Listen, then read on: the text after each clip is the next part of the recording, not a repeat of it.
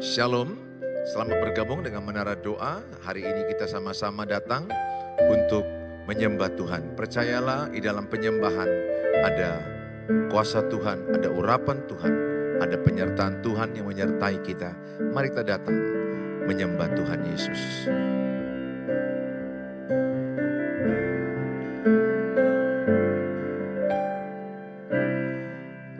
Kuatkanlah hatimu,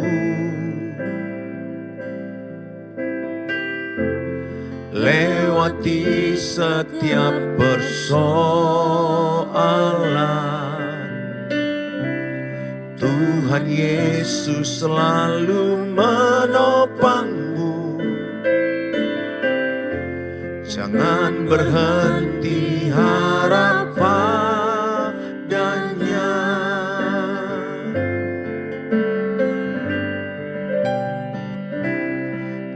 Kuatkanlah hatimu, lewati setiap persoalan. Tuhan Yesus selalu menopangmu. Jangan berhenti harap padanya.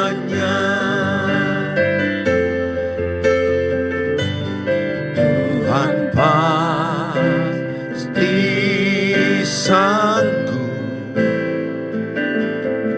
tangannya takkan terlambat untuk mengangkatmu. Tuhan masih sanggup, percayalah, Dia tak tinggalkanmu.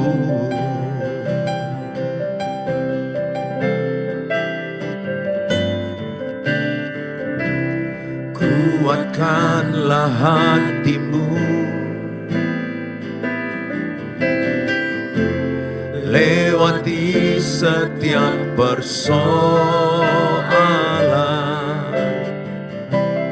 Tuhan Yesus selalu menopangmu. Jangan berhenti harap padanya.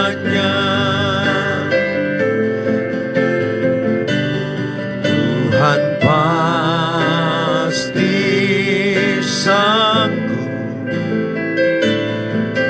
tangannya takkan terlambat untuk mengangkatmu. Tuhan masih sanggup, percayalah,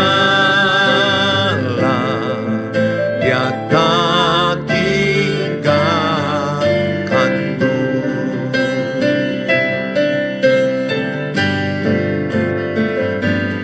Tuhan pasti sanggup, tangannya takkan terlambat untuk mengangkatmu. Tuhan masih sanggup, percayalah, Dia tak tinggalkanmu. Percayalah, Dia tak tinggalkanmu. Percayalah, Dia tak tinggalkanmu. Percayalah, Tuhan tidak pernah meninggalkan kita, dan Dia selalu ada di setiap musim hidup kita. Mari kita datang kepada Tuhan Yesus.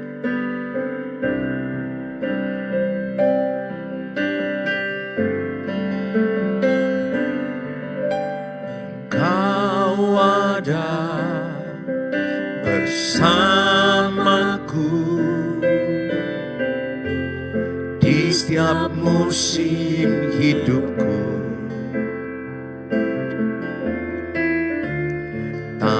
pernah Kau biarkan ku sendiri.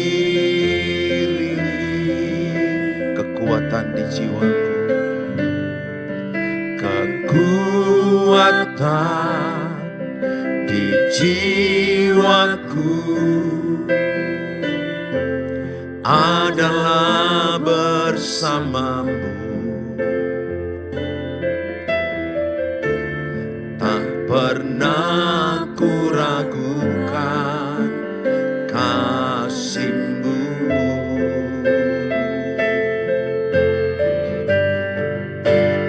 Bersama-Mu Bapa, ku lewati semua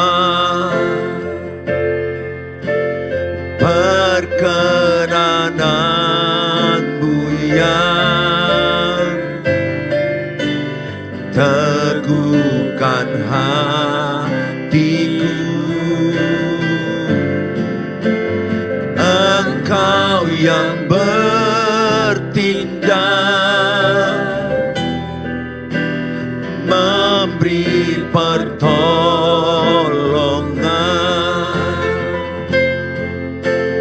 Anugerah-Mu besar melimpah bagiku.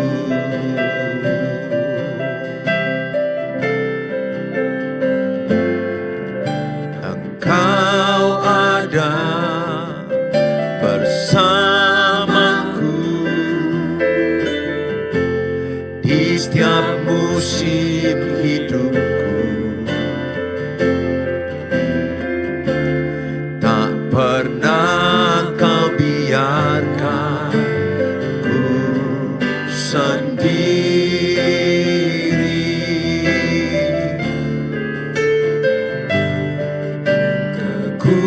Kekuatan di jiwaku adalah bersama-Mu. Tak pernah ku ragukan kasih-Mu. Bersama-Mu Bapa, bersama-Mu Bapa, ku lewati semua perkenanan-Mu yang teguhkan hatiku. Engkau yang bertindak, memberi pertolongan.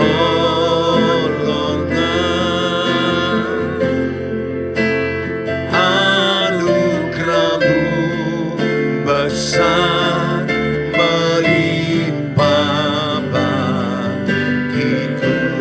Bersama-Mu Bapa, ku lewati semua. Bersama-Mu Bapa, ku lewati semua perkenanan-Mu yang teguhkan hatiku. Engkau yang bertindak, memberi pertolongan.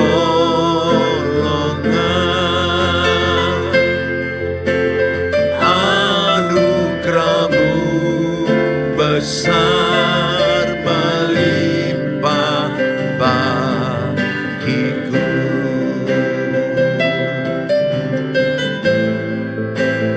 Anugerah-Mu besar melimpah bagiku.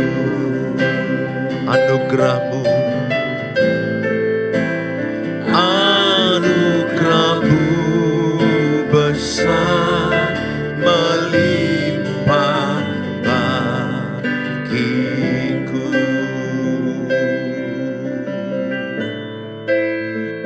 Kami bersyukur Tuhan, Engkau memberikan kekuatan kepada kami. Kasih karunia-Mu cukup bagi kami. Anugerah-Mu memberikan kami damai sejahtera, memberikan kami kekuatan. Kami bersyukur, kami bersyukur Tuhan. Terima kasih Tuhan.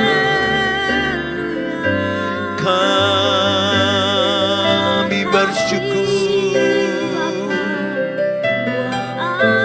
semua karena kebaikan-Mu, semua karena penyertaan-Mu. Kami lewati semuanya bersama-Mu. Di dalam-Mu kami kuat, di dalam-Mu kami bisa, di dalam-Mu kami kuat. Terima kasih Bapa, terima kasih Tuhan Yesus. Engkau menolong kami indah pada waktunya, memberi kekuatan baru. Terima kasih Tuhan, terima kasih. Kami bersyukur, kami bersyukur. Tuhan melawat kami, Tuhan mengurapi kami. Haleluya.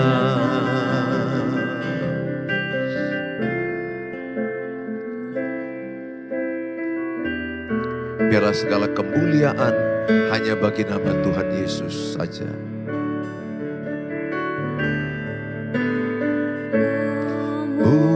Kemuliaan bagi Tuhan di tempat maha tinggi.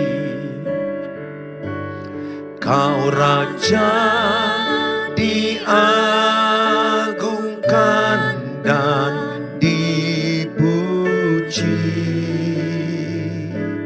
Datanglah kerajaan-Mu, datanglah kerajaan-Mu, jadilah kehendak-Mu. Seluruh bumi penuh kemuliaan-Mu. Kemuliaan bagi Tuhan, kemuliaan bagi Tuhan di tempat maha tinggi. Kau Raja diagungkan dan dipuji.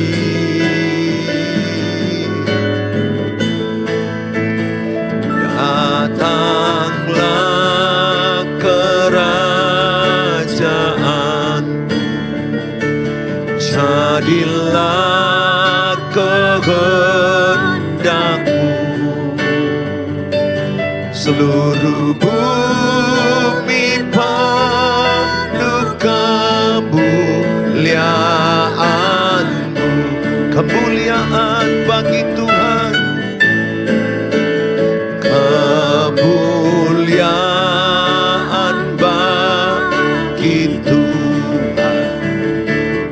di tempat maha tinggi.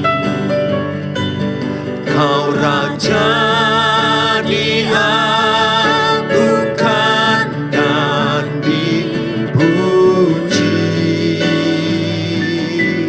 Datanglah kerajaanmu, datanglah kerajaanmu, jadilah kehendakmu. Seluruh bumi penuh kemuliaan-Mu.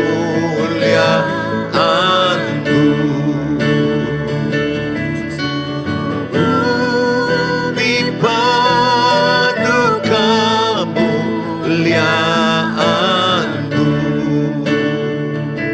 Seluruh bumi penuh kemuliaan-Mu.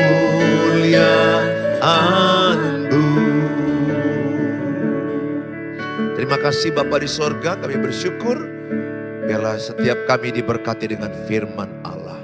Di dalam nama Tuhan Yesus kami berdoa. Amin. Shalom. Pada hari ini lewat menara doa ini saya mau menyampaikan firman Allah. Jadilah pasangan yang saling setia dan saling membangun. Di dalam khotbah yang lalu, bagaimana saya menerangkan merawat pernikahan itu kuncinya adalah salah satu saling mengampuni. Karena dalam pernikahan itu ada banyak persoalan, ada banyak kesalahan. Dalam Yakobus 3:2 dikatakan kita sudah jatuh dalam banyak dosa. Dengan banyak dosa dan banyak kesalahan, kita diampuni Tuhan. Sebagaimana Tuhan mengampuni kita, kita pun belajar melepaskan pengampunan kepada pasangan kita. Melepaskan pengampunan kepada orang yang menyakiti kita. Oleh karena itu, merawat pernikahan paling utama itu adalah saling mengampuni. Tidak ada pasangan yang sempurna, tidak ada istri sempurna, tidak ada suami yang sempurna, tidak ada pernikahan yang sempurna. Tidak ada mertua yang sempurna, tidak ada orang tua yang sempurna, tidak ada anak-anak yang sempurna. Sehingga kita berpotensi berbuat salah, berpotensi berbuat jatuh, gagal, silap, dosa, berbuat dosa. Selagi orang itu masih mau minta ampun sama Tuhan, orang itu diampuni Tuhan. Dan kalau ada pasanganmu yang berbuat salah, apapun jenis kesalahannya, ingat, tidak ada dosa yang tidak diampuni Tuhan. Demikian kita, orang percaya, mengampuni pasangan kita sebagaimana kita diampuni Tuhan. Mengampuni itu adalah keputusan kita. Mengampuni itu adalah kekuatan Tuhan. Jadi mengampuni itu bukan kekuatan diri sendiri, tapi kekuatan Tuhan. Oleh karena itu, saudara cukup berkata, saya lepaskan pengampunan. Coba sama-sama ucapkan, saya melepaskan pengampunan. 1, 2 ya. Saya melepaskan pengampunan. Sekali lagi 1, 2 ya. Saya melepaskan pengampunan. Ketika ibu dan bapak mengatakan saya melepaskan pengampunan, Roh Kudus bekerja. Roh Kudus memberi kekuatan sehingga ibu mampu mengampuni. Dan Roh Kudus akan menghibur, menguatkan. Dan terlebih menyembuhkan luka-luka hatimu. Oleh karena itu ibu dan bapak saudara, siapapun yang menyakitimu, lepaskan pengampunan. Tulis di dalam kolom-kolom di Facebook atau mungkin di YouTube, dimanapun saudara mendengarkan sosial media ini, tuliskan kata saya melepaskan pengampunan. Itu ucapan sangat powerful. Sering-sering mengucapkan itu ketika engkau mengingat kesalahan pasanganmu. Ketika engkau mengingat kesalahannya 10 tahun yang lalu, 5 tahun yang lalu, tahun yang lalu, bulan yang lalu. Iblis ini kan paling suka mengungkit-ungkit kesalahan orang masa lalu. Sehingga kita mau marah kembali. Tapi kalau kita katakan saya sudah melepaskan pengampunan, iblis itu akan lari. Ya, memang tidak mudah kalau apalagi kalau sudah di KDRT, diselingkuhi, dikhianati. Kadang-kadang iblis itu membuat memori-memori itu bisa terulang-ulang dengan apa yang terjadi yang lalu. Nah kalau iblis mengingatkan itu kepadamu, saya hanya katakan, ucapkanlah kata, saya sudah melepaskan pengampunan. Sehingga memori yang ditayang ulang oleh iblis itu tidak berkuasa dalam hidup kita. Oleh karena itu, saya ajak dalam merawat pernikahan, pertama itu saling mengampuni, yang kedua itu saling menghormati. Saling menghormati itu salah satu adalah tidak mempermalukan pasangan di depan teman-temannya, di depan orang lain. Tidak membentak, tidak kasar. Ada pasangan, ada istri yang mempermalukan suaminya di depan teman-temannya. Ada suami juga mempermalukan istri di depan teman-temannya. Saudara yang saya kasihi, mari kita belajar saling menghormati. Ada lagi juga istri memarahi suami di depan anak-anaknya. Ini tindakan tidak menghormati suami. Dan Tuhan pasti sangat sedih melihat tindakan ini. Dan ibu bertanggung jawab apa yang ibu lakukan, membentak suami di depan anak-anak. Sesalah apapun suamimu, jangan bentak suamimu. Tetap koreksi, tetap evaluasi kesalahannya, tapi jangan bentak. Jangan permalukan, apalagi menyebut kata-kata binatang, kata-kata kau, kata-kata kasar. Ingat, pernikahanmu ibu akan dicontoh anak-anakmu.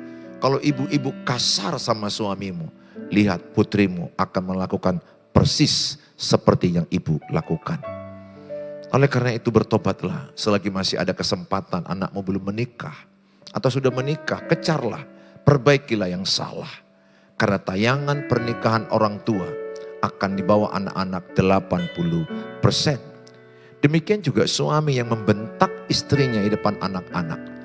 Maka suami itu tidak menghormati istrinya, mempermalukan istrinya, merendahkan istrinya. Dan lihat, anak laki-lakimu persis sepertimu akan membentak istrinya di depan anak-anaknya. Hidup ini adalah tabur tuai. Video pernikahan yang ditunjukkan ayah ibu, video itu yang ditayangkan anak-anak 80%. Oleh karena itu saya mengajak setiap kita berjuang mengejar ketertinggalan video-video pernikahan kita yang dulu, yang salah, tayangan-tayangan buruk, pertengkaran-pertengkaran yang terjadi. Marilah kita berhenti bertengkar, matikan egoismu, matikan. Satu aja mati egoisnya, kalau suami mati egois tidak ada lagi pertengkaran. Kalau istri mati egois tidak ada lagi pertengkaran. Apalagi dua-duanya mati egoisnya, betapa surga rumah itu. Ada damai sejahtera, ada sukacita, ada kebenaran. Oleh karena itu belajarlah matikan egoisku Tuhan. Sama-sama katakan matikan egoisku Tuhan. Satu dua ya, matikan egoisku Tuhan. Orang yang bertengkar itu jelas orang egois. Yang kedua, orang yang bertengkar itu adalah orang yang sombong. Orang yang rendah hati akan mengalah. Orang yang rendah hati itu akan bisa tegas tapi tidak penting dia harus membentak orang. Saudara, mari kita memiliki sifat saling menghormati pasangan lewat menghargai pasangan kita. Pasangan kita pasti punya kekurangan, punya kesalahan. Nah, dalam episode ini saya memberikan tema jadilah pasangan yang setia, jadilah pasangan yang membangun. Di dalam Maleakhi 2 ayat 14, dan kamu bertanya oleh karena apa?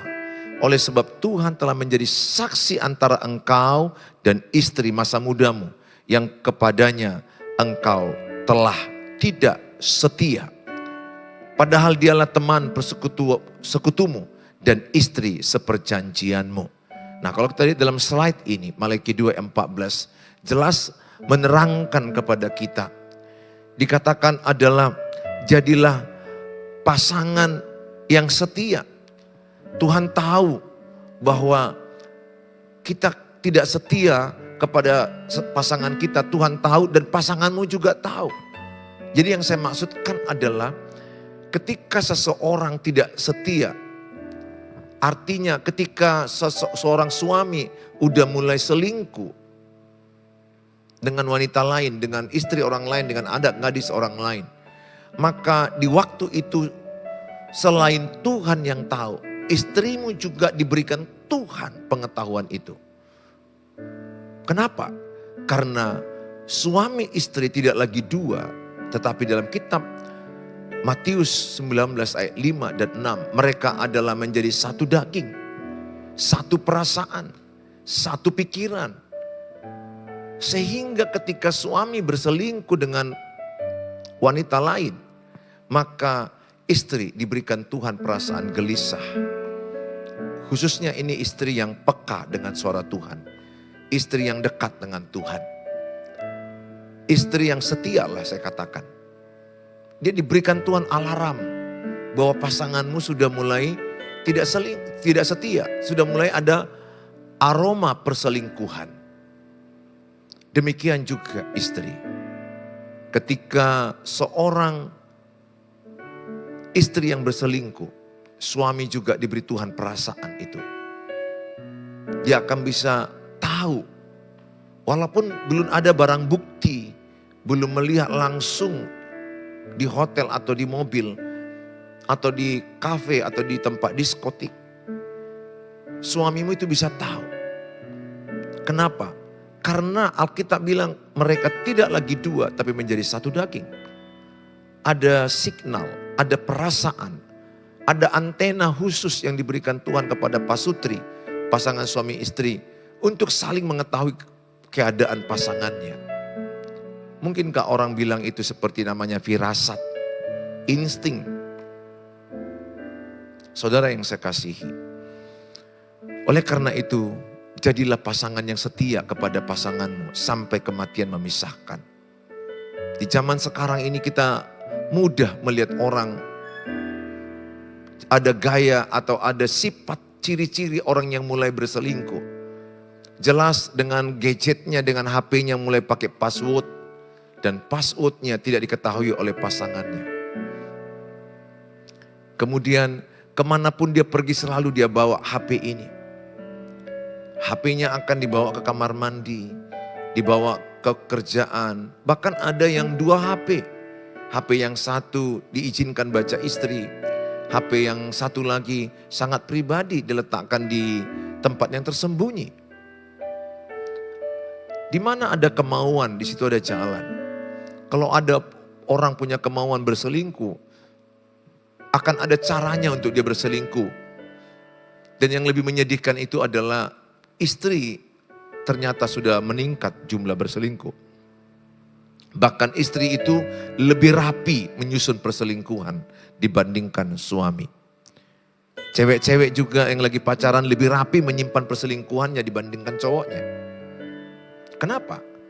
Karena terbiasa seorang cewek itu atau seorang istri itu menyusun baju dengan rapi, menyusun keuangan dengan rapi, membersihkan rumah dengan rapi, menyusun piring dengan rapi, sehingga menyusun selingkuhannya pun rapi. Tapi serapi-rapinya ibu menyimpan perselingkuhan, suamimu pasti akan tahu. Itu tinggal nunggu waktu. Di waktu yang sama ibu berselingkuh, di waktu yang sama perasaan suamimu gelisah. Di waktu yang sama suami berselingkuh, di waktu yang sama istrimu gelisah. Saudara, saya ajak, jadilah model setia bagi pasanganmu. Supaya anak-anakmu punya model, punya role model, punya teladan, punya contoh yang baik dalam pernikahan. Salah satu banyaknya rusaknya pernikahan karena anak-anak miskin role model, miskin teladan ayah dan ibu yang benar, miskin teladan pernikahan. Tidak banyak ayah ibu yang mewariskan pernikahan yang sehat kepada anak-anaknya. Tidak banyak ayah ibu yang berani berkata contoh pernikahan kami, teladan pernikahan kami. Saya secara pribadi berani bilang sama anak-anak saya, contoh teladan papa mencintai mama. Bagaimana aku memperlakukan dia, bagaimana aku mengasihi dia, mengayomi dia, melindungi dia. Saya tidak sempurna, tapi paling tidak menujulah kepada kesempurnaan itu setiap kita. Apalagi kalau kita sudah berumur 50-an, mau 60-an, 60-an, mau ke 70-an. Apalagi yang kita wariskan kalau bukan teladan. Teladan hidup adalah pengaruh yang terbaik. Di sana sini kita lihat perselingkuhan marak. Dunia artis jangan tanya lagi. Saudara lihat di gereja pun ada perselingkuhan. Dalam dunia pelayanan ada. Kita harus mengakui adanya pendeta yang berselingkuh. Adanya pemain musik yang berselingkuh. Adanya pemuji penyembah, pelayan, diaken. Kita harus jujur mengakui bahwa perselingkuhan itu sudah menembus dan masuk ke dalam lini gereja. Tidak ada yang kebal. Kecuali orang yang sungguh-sungguh takut akan Tuhan. Kecuali orang yang sungguh-sungguh berkata, jauhkanlah kami dari pencobaan. Saudara, semua kita ini rentan dengan perselingkuhan. Jangan terlalu terburu-buru berkata, oh aku tidak, oh aku tidak. Jangan, lebih bagus waspada. Jangan terlalu terburu-buru bilang, oh aku enggak, aku akan setia. Lebih bagus waspada. Jangan beri kesempatan kepada iblis. Efesus 4 ayat 27. Jangan beri kesempatan. Jadi istri, ibu jangan curhat dengan suami orang lain. Jangan curhat dengan pemuda lain. Ibu-ibu juga banyak jatuh dengan berondong. Ibu-ibu juga banyak jatuh dengan pemuda yang berakibat perselingkuhan. Jangan beri kesempatan. Demikian juga bapak. Jangan coba-coba bercanda-canda berlebih-lebihan dengan anak gadis. Kemudian japri-japrian. Kemudian makan berdua. Memuji-muji seorang anak gadis atau ibu-ibu yang lain, janda-janda lain. Bapak awal-awalnya mungkin memuji seperti 1, 2, 3 kali biasa. Tapi ibu itu menikmati pujian itu, apalagi suaminya gak pernah memuji dia. Maka dia akan senang dengan pujian Bapak. Guyon-guyon Bapak, canda-canda Bapak, japri-japrian. Mulai rahasia, mulai ada password yang gak diketahui oleh pasangan resmi. Mulai kasih kado ulang tahun, mulai janjian nonton, makan, pergi keluar kota, sehotel, sekamar, berselingkuh, berzina. Saudara, saya mau katakan dosa perzinahan itu dalam kitab 1 Korintus adalah dosa yang mengikat dalam diri seseorang. Makanya lihat, orang yang berselingkuh itu payah lepas. Orang yang berselingkuh itu lihat, payah lepas. Kenapa? Dia mengikat dalam dirinya. Beda dengan dosa lain, betul berbohong, membunuh, itu dosa semua. Tapi dosa perzinahan ada dalam diri orang itu. Mengikat diri orang itu. Ketika seseorang jatuh dalam perzinahan, perselingkuhan, lihat orang itu akan terkenang-kenang, teringat-ingat, dan selalu ingin ketemu, berjuang. Kenapa? Dosa itu mengikat. Seperti merokok itu kan adiktif, mengikat. Demikian dosa perzinahan. Makanya jangan beri kesempatan kepada iblis. Jangan gunakan gadgetmu, pakai chat-chat yang untuk kenalan dengan orang-orang di dalam sosial mediamu. Kemudian akibatnya di situ awalnya berkenalan, berjumpa, janjian, nonton, keluar kota, sehotel, sekamar. Saya katakan jauhkan dirimu dari pencobaan. Saya pendeta pun punya potensi untuk berselingkuh kalau tidak menjauhi pencobaan. Makanya Yusuf itu menang karena Yusuf lari dari pencobaan.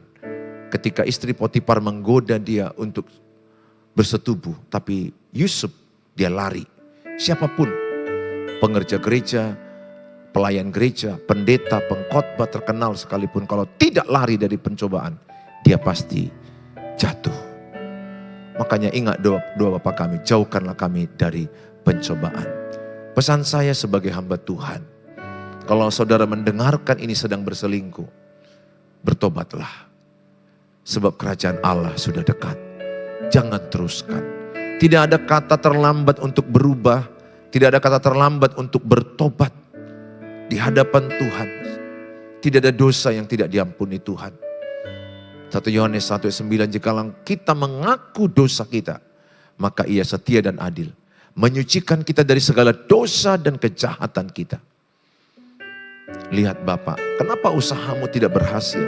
Salah satu engkau menyakiti istrimu. Salah satu mungkin dosanya menyakiti istri adalah pengkhianatan. Seperti kata kitab Maleakhi ini, jangan berkhianat. Setialah dengan istri masa mudamu. Setialah dengan istri yang pertamamu. Ingat, kekristenan itu sangat kuat menekankan setia dengan istri pertamamu, istri masa mudamu. Dan setialah sampai maut atau kematian yang memisahkan. Pertengkaran pasti akan ada dalam rumah tangga. Tapi tetaplah komitmenmu, ingat janji nikah kudusmu. Di hadapan Tuhan, di hadapan jemaat, pendeta, orang tua. Bahwa engkau akan menikahi istrimu. Engkau akan menikahi suamimu dalam suka dan duka. Sampai kematian memisahkan. Ini penting ditanamkan dalam hati setiap orang yang mau menikah.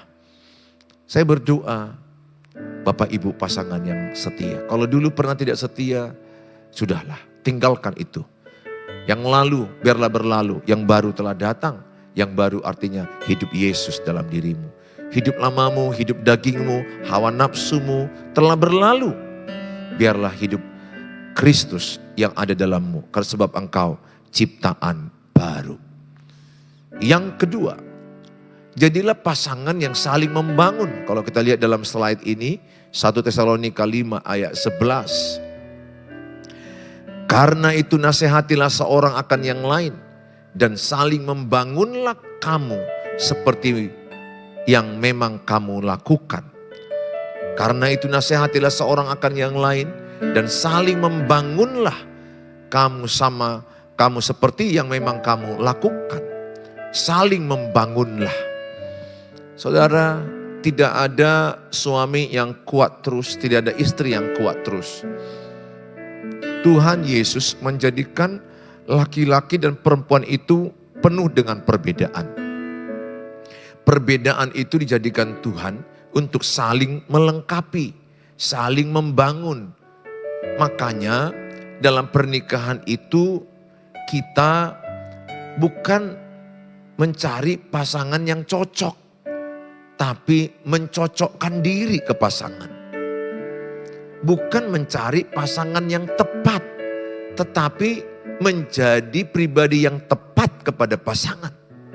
Ini penting garis bawahi. Sampai kapanpun saudara akan melihat ada perbedaan suami istri. Namanya pun sudah berbeda. Menikah dengan pasangan yang berbeda, laki dengan perempuan. Segudang perbedaan itu. Tapi jadikanlah perbedaan itu untuk saling menguatkan, saling membangun, saling menopang. Ingatlah, istrimu satu waktu bisa lemah. Kehadiran suami itu sangat penting menguatkan. Bagi istri gak terlalu sulit sebenarnya untuk dikuatkan. Karena saya beristri, saya mengalaminya. Istri hanya butuh kita ada, kita hadir ketika dia dalam kesulitan, dalam drop emosinya, atau emosi tidak stabil, keadaan pekerjaan, sakit penyakit yang dialami dia, situasi hidup yang berat. Suami hadir di dalam hidupnya, mendampingi dia. Bukan karena uang kita banyak, tapi ketika kita pegang tangannya aja, dia udah gitu merasa ada kekuatan. Kita peluk dengan kasih, dia merasa nyaman, aman. Kadang dia mau cerita 1000 cerita tentang peristiwa hidupnya. Telinga kita berikan. Suami yang baik itu adalah suami yang menyediakan telinganya untuk istrinya curhat. Jadi istrinya mencapaikan curahan isi hatinya. Ada banyak hal yang disimpan oleh seorang istri. Emosi negatifnya kadang-kadang menumpuk. Ceritanya terlalu banyak. Peristiwa-peristiwa yang dialami dia banyak disimpannya. Dengan dia menceritakannya kepada pasangan. 50% dia lega. 50% dia lega. Apalagi suami peluk dia, doakan dia, support dia. Hadirlah kepada istrimu saat istrimu membutuhkan.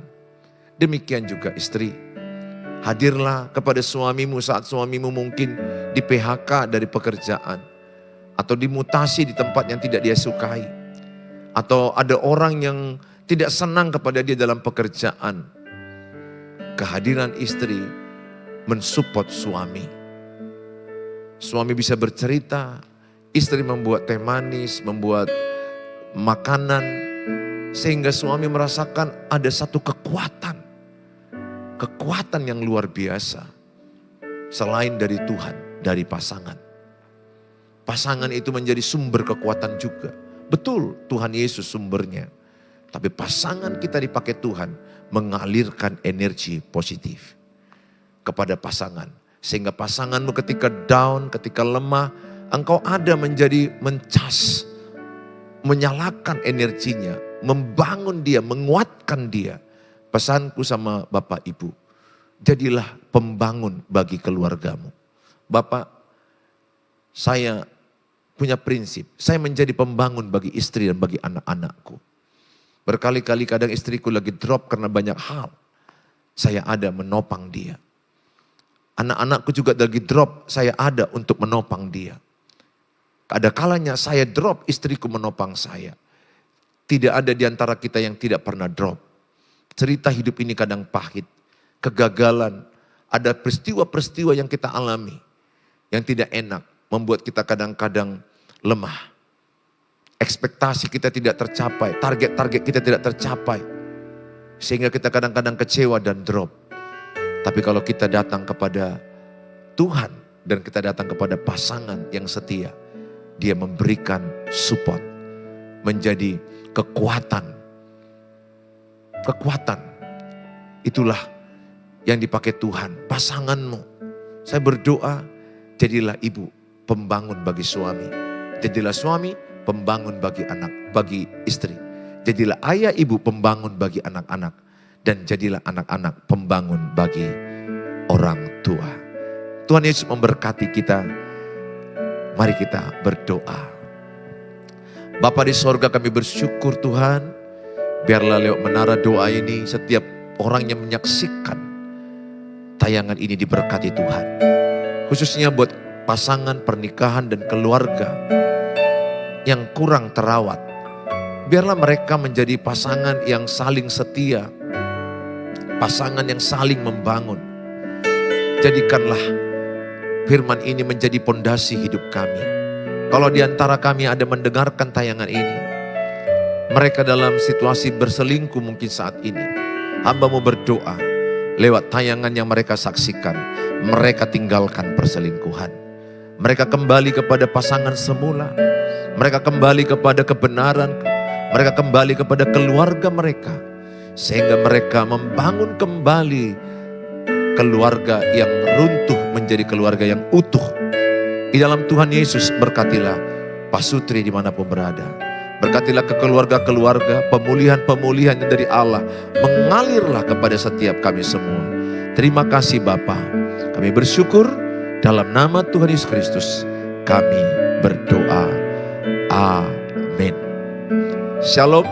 Saudara, kalau diberkati dengan tayangan ini, saya berdoa saudara dipakai Tuhan lewat gadget saudara, share-lah sebanyak-banyaknya kepada grup-grup WA saudara, kepada keluarga, khususnya kepada pasangan-pasangan Pak Sutri yang lagi stagnasi, lagi persoalan, lagi drop, lagi down. Bagikanlah, share-lah. Pasti saudara diberkati Tuhan karena saudara terlibat dalam pembagian firman Allah.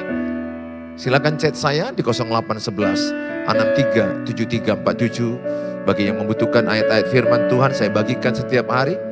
Dan bagi saudara yang membutuhkan doa, saya doakan. Hubungi saya lewat chat aja dulu karena waktu yang sangat padat schedule saya. Tuhan Yesus memberkati kita, sampai ketemu di lain waktu. Shalom.